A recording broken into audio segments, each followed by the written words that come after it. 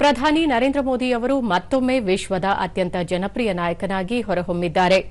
ಅಮೆರಿಕದ ದತ್ತಾಂಶ ವಿಶ್ಲೇಷಣಾ ಸಂಸ್ಥೆಯಾದ ಮಾರ್ನಿಂಗ್ ಕನ್ಸಲ್ಟ್ ನಡೆಸಿದ ಇತ್ತೀಚಿನ ಜಾಗತಿಕ ಸಮೀಕ್ಷೆಯಲ್ಲಿ ಪ್ರಧಾನಿ ನರೇಂದ್ರ ಮೋದಿ ಅವರು ಮತ್ತೊಮ್ಮೆ ವಿಶ್ವದ ಅತ್ಯಂತ ಜನಪ್ರಿಯ ನಾಯಕ ಎಂಬ ಹೆಗ್ಗಳಿಕೆಗೆ ಪಾತ್ರರಾಗಿದ್ದಾರೆ. ಮಾರ್ಚ್ 2 ರಿಂದ 8 ರವರೆಗೆ ನಡೆದ ಸಮೀಕ್ಷೆಯಲ್ಲಿ ಪ್ರಧಾನಿ ನರೇಂದ್ರ ಮೋದಿ ಅವರು ಶೇಕಡಾ 68ರಷ್ಟು ಜನಪ್ರಿಯತೆಯ ರೇಟಿಂಗ್ ಪಡೆಯುವ ಮೂಲಕ ಜಾಗತಿಕವಾಗಿ ಮೊದಲ ಸ್ಥಾನದಲ್ಲಿದ್ದಾರೆ. ಸ್ವಿಟ್ಜರ್ಲೆಂಡ್ ಅಧ್ಯಕ್ಷ ಗೈ ಪಾರ್ಮೆಲಿನ್ ಮತ್ತು ದಕ್ಷಿಣ ಕೊರಿಯಾದ ಅಧ್ಯಕ್ಷ ಲೀ ಜೆ ಮೈಂಗ್ ಅವರು ಶೇಕಡಾ 62ರಷ್ಟು ರೇಟಿಂಗ್ನೊಂದಿಗೆ 2ನೇ ಸ್ಥಾನದಲ್ಲಿದ್ದಾರೆ. ಜೆಕ್ ಗಣರಾಜ್ಯದ ನಾಯಕರು ಮತ್ತು ಅರ್ಜೆಂಟೀನಾ ಅಧ್ಯಕ್ಷರು ನಂತರದ ಸ್ಥಾನಗಳಲ್ಲಿದ್ದಾರೆ.